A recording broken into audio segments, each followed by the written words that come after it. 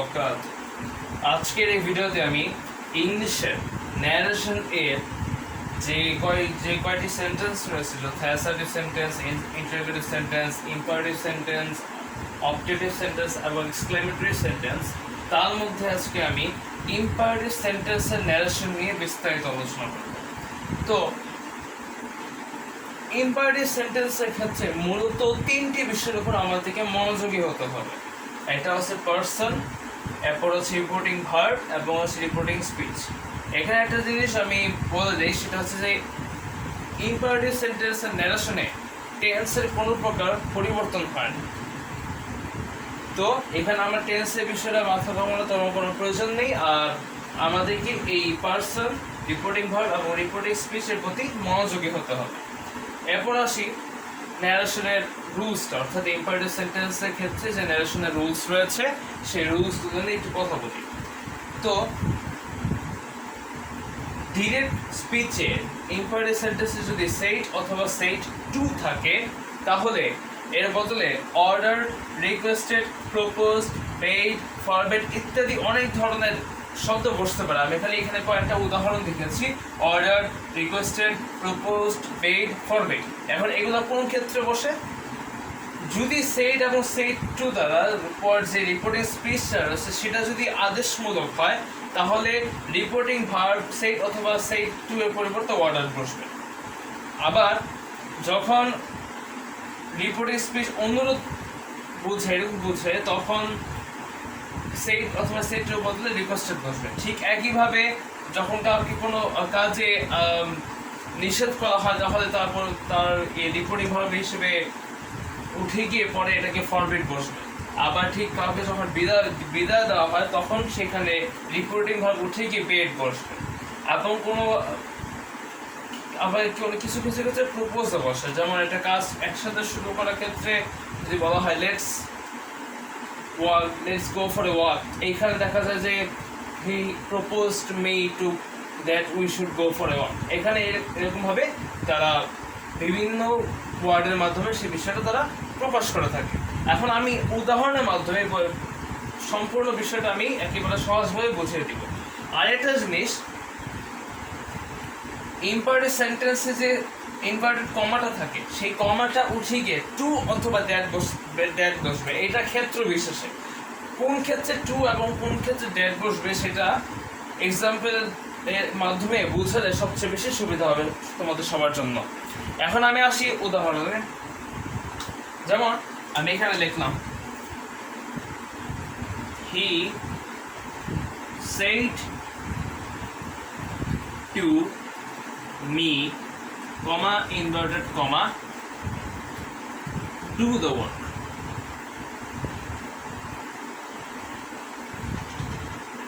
Full stop, inverted comma, শেষ। এখন আমরা প্রথমে এই সেন্টেন্সের দিকে একটা খেয়াল করি। সেন্টেন্সটা বলা হয়েছে ডু দ্য ওয়ার্ক, কাজটি করো। এখন এটা কিন্তু এক ধরনের ভাববাচক, যেটা আদেশ হিসেবে আমাদের সবার সামনে এটা প্রকাশ পাচ্ছে। অর্থাৎ এই সেন্টেন্সের দ্বারা কাজ করো বা ডু দ্য ওয়ার্ক, এখানে কিন্তু আদেশ সূচক বা আদেশ করা হয়েছে এমন বোঝাচ্ছে। যেহেতু এখানে আদেশ করা হয়েছে এমন বোঝায়, সেহেতু এখন আমাকে এই রিপোর্টিং ভার্বটা, এই যে সেইট টু, এই রিপোর্টিং ভার্বটাকে পরিবর্তন করতে হবে। এখন এই যে রিপোর্টিং ভার্ব, সেই ভার্বটা যেহেতু আমাকে পরিবর্তন করতে হবে, এবং এই পরিপ্রেক্ষিতে ডু দ্য ওয়ার্কের পরিপ্রেক্ষিতে এখন ডু দ্য ওয়ার্ক, কাজটি করো, এটা কিন্তু এক ধরনের আদেশ সূচক বোঝানো হচ্ছে। সেহেতু এইখানে সেইট টু রয়েছে, সেই সেইট টুর পরিবর্তে অর্ডার বসবে, কারণ এখানে আদেশ করা হচ্ছে। তো আমি লিখি হি ordered me, এই যে ইনভার্টেড কমা বদলে টু বসবে, এই টুটা এখানে লিখব, টু ডু দ্য ওয়ার্ক।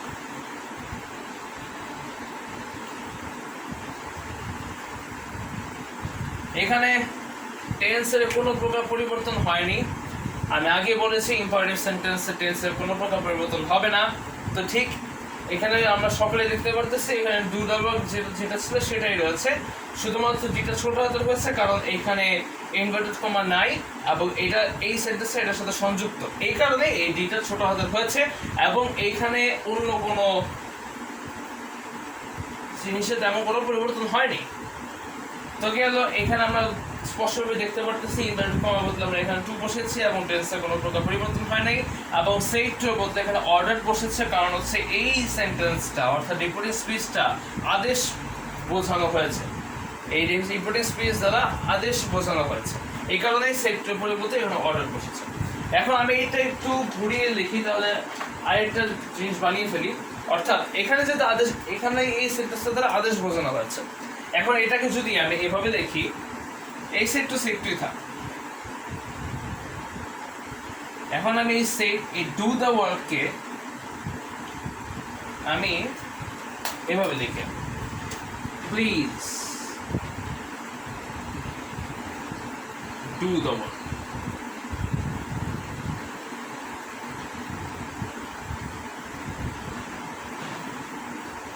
কথা কিন্তু এক, কিন্তু মিনিং ভিন্ন, মিনিং ভিন্ন, তার কারণ হচ্ছে আমি এখানে প্লিজ বসেছি। এখন একটা জিনিস খেয়াল করো, আগে কিন্তু ডু দ্য ওয়ার্ক ছিল আদেশ সূচক হিসেবে, এখন এইখানে প্লিজ থাকার কারণে এটা কিন্তু অনুরোধ হয়ে গেছে, এখানে এই প্লিজ থাকার কারণে যেহেতু এটা অনুরোধ হয়ে গেছে, তো আমি এইখানে সেট টুর পরিবর্তে রিকোয়েস্টেড বসাবো, কারণ এখানে প্লিজ ডু দ্য ওয়ার্ক বোঝানো হয়েছে যা এক ধরনের অনুরোধ বোঝাচ্ছে, এই কারণেই আমি এখানে রিকোয়েস্টেড দিই। এবং এখানে আমি ঠিকই লিখেছি সেই অথবা সেট টু থাকলে পরিবর্তে রিকোয়েস্টেড বসাতে হবে যদি রিপোর্টিং স্পেসটা অনুরোধ বোঝায়। He requested me to do the work.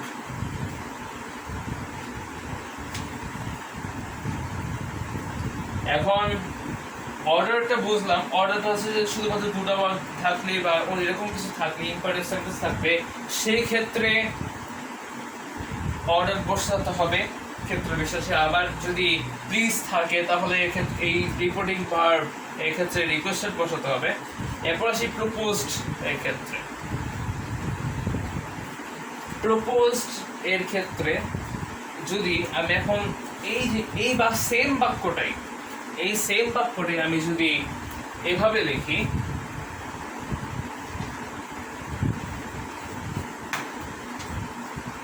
let's do the work. He said to me, comma, inverted comma, let's do the work. যার অর্থ হচ্ছে চলো আমরা কাজটা করি। তো এখানে কিন্তু আমরাকে সম্মতি বোঝানো হচ্ছে, সম্মতি দিচ্ছে বা সংবর্ধনা দিচ্ছে, তো এইরকমই বোঝাচ্ছে আমাদেরকে। এখন এই ক্ষেত্রে এটা হচ্ছে প্রপোজ। এখন এই প্রপোজের যেহেতু এটা প্রপোজ বা সংবর্ধনা দিচ্ছে, সেহেতু আমি এই সেট টু এর পরিবর্তে আগে রিকোয়েস্টেড লিখেছিলাম, লেটস থাকার কারণে সেট টু এর পরিবর্তে প্রপোজড হয়ে যাবে। এছাড়া আরও কিছু পরিবর্তন আছে যেটা আমি এখন দেখাবো। এখানে ফার্স্টে প্রপোজড লিখি, প্রপোজড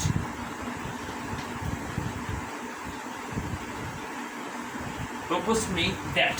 এখানে একটা জিনিস খেয়াল করতে হবে, শুধুমাত্র প্রপোজড এর ক্ষেত্রে ইনভার্টেড কমার বদলে ড্যাট বসবে এবং অন্যান্য সকল ক্ষেত্রে ইনভার্টেড কমা বদলে টু বসবে, এটা হচ্ছে নিয়ম। এখানে শুধুমাত্র প্রপোজড এর ক্ষেত্রে ড্যাট বসবে, অন্য সকল ক্ষেত্রে ইনভার্টেড কমার বদলে টু বসবে। এখন এইখানে কিন্তু প্রপোজড রয়েছে, এই কারণেই আমি ইনভার্টেড কমার বদলে এই যে ইনভার্টেড কমা রয়েছে সেই ইনভার্টেড কমা বদলে এখানে ড্যাট লিখব, দ্যাট, অর্থাৎ এই টুটা মুছে যাবে, এই পুরো বাক্যটাই আসলে মুছে যাবে, তার কারণ এখানে কিছু পরিবর্তন হবে। তো এখানে আমি প্রথমে ড্যাট লিখি, যেহেতু এখানে ইনভার্টেড কমা বদলে আমাকে ড্যাট বসাতে হবে। এখন কোনো ইনডাইরেক্ট স্পিচে যদি প্রপোজ মি দ্যাট থাকে তাহলে ওই সেন্টেন্সটা যে ইম্পারেটিভ সেন্টেন্সটা রয়েছে সেই ইম্পারেটিভ সেন্টেন্সটার ক্ষেত্রে শুড যুক্ত হবে। অর্থাৎ যখন ইম্পারেটিভ সেন্টেন্সে ইনডাইরেক্ট কমা বদলে ড্যাট বসানো হয় তখন ওই রিপোর্টিং স্পিচের ইনডাইরেক্ট করার সময় সেখানে শুড যুক্ত হয়। এখন এখানে লেখা আছে লেটস ডু দ্য ওয়ার্ক।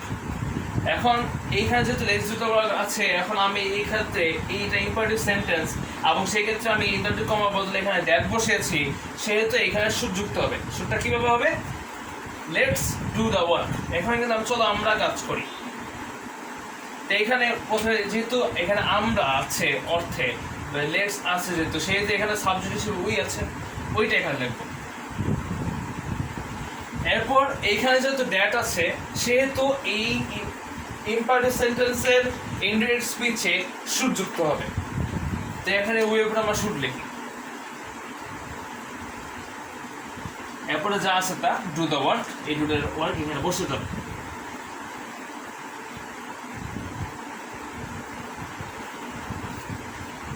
তো এইখানে নিয়মটা একটু অন্যরকম, যে প্রপোজড থাকলে দ্যাট বসাতে হবে এবং সাথে শুড বসাতে হবে।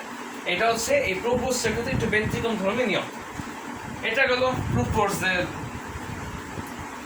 বিষয়টা। এখন আসি বেইডের ক্ষেত্রে। বেইডের ক্ষেত্রে কি হবে এটা একটু আমি ক্লিয়ার করে দিই। যেমন আমি এখানে লিখলাম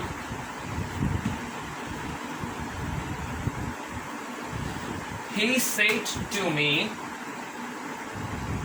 comma inverted comma goodbye।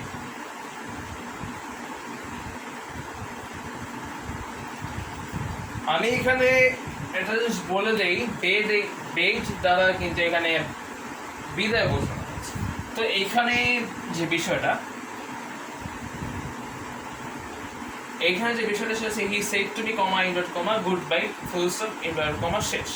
তো এখন এখানে কিন্তু গুড বাই দ্বারা সে আমাকে বিদায় জানাচ্ছে এবং বেড দ্বারা বিদায় জানানো হয়। তো সেহেতু এখানে যেহেতু গুড বাই অথবা বিদায় জানানো হচ্ছে, সেহেতু এখানে সেড টুর পরিবর্তে বেড বসাতে হবে। এখন আসে বেড বসাই। এই যে এটা এখানে বসবে, পরে এই সেড টুর বদলে বেড বসানো হচ্ছে রিপোর্টিং স্পিচের উপর নির্ভর করে। He bade me goodbye।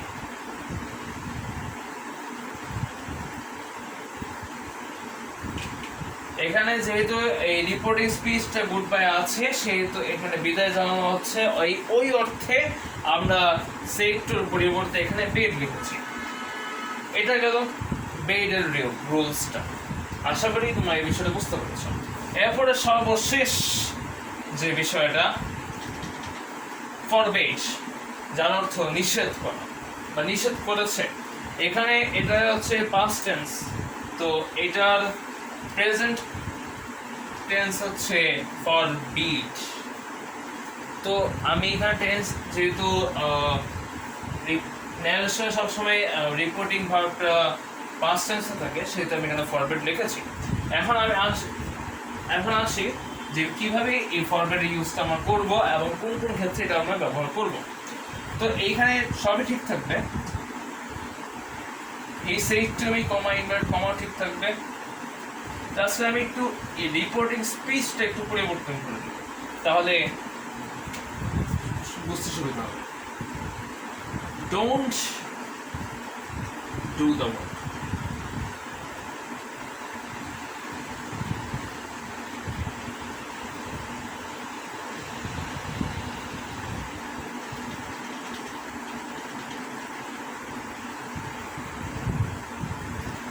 Comma in full stop invert comma শেষ। এখানে আছে he said to me comma inverted comma don't do the work full stop inverted comma শেষ। তো এইখানে একটা জিনিস খেয়াল করতে হবে, এখানে কিন্তু রিপোর্টিং স্পিচে কাজটি করতে নিষেধ করা হয়েছে, আবার ঠিক একই অর্থ প্রকাশ করছে যেটা হচ্ছে ফরবিড, যার অর্থ নিষেধ করেছে। তো এইখানে ডোন্ট ডু দ্য ওয়ার্ক এর ক্ষেত্রে আমার এখন এই যে সেটটু পরিবর্তন করতে হবে এই সেন্টেন্সের ভিত্তিতে। তো আসি সেটা পরিবর্তন করি। এই হি আছে, এইটা এখানে লিখলাম।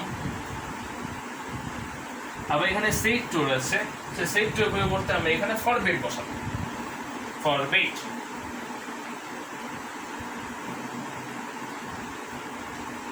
এরপর আছে মি, এখন ইনভার্ট কমা বলতে এখানে টু বসানো, টুটা এখানে লিখবো টু ডু দ্য ওয়ার্ক। এখানে একটা জিনিস খেয়াল করতে হবে, এখানে ডোন্ট লেখা যাবে না, কারণ হচ্ছে এই ডোন্ট নেগেটিভ মিনিংটা কিন্তু ফরবিড সেটা ধারণ করে ফেলছে। এই কারণে আমরা এখানে জিনিসটা অ্যাফার্মেটিভ লিখবো, কারণ এই যে ডোন্ট ডু দ্য ওয়ার্ক, এই ডোন্টের মিনিংটা কিন্তু ফরবিড সেটা ধারণ করে ফেলতেছে। এই কারণে এখানে টু এর পর ডু দ্য ওয়ার্ক, শুধুমাত্র এই অংশটুকু লিখতে হবে, ঠিক আছে?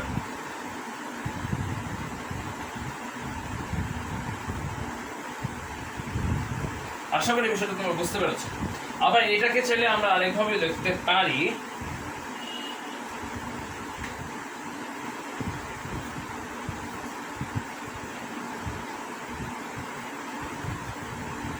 সেটা হচ্ছে এইভাবে, ফরবিডের বদলে অর্ডার বসাবো, সমস্যা নাই।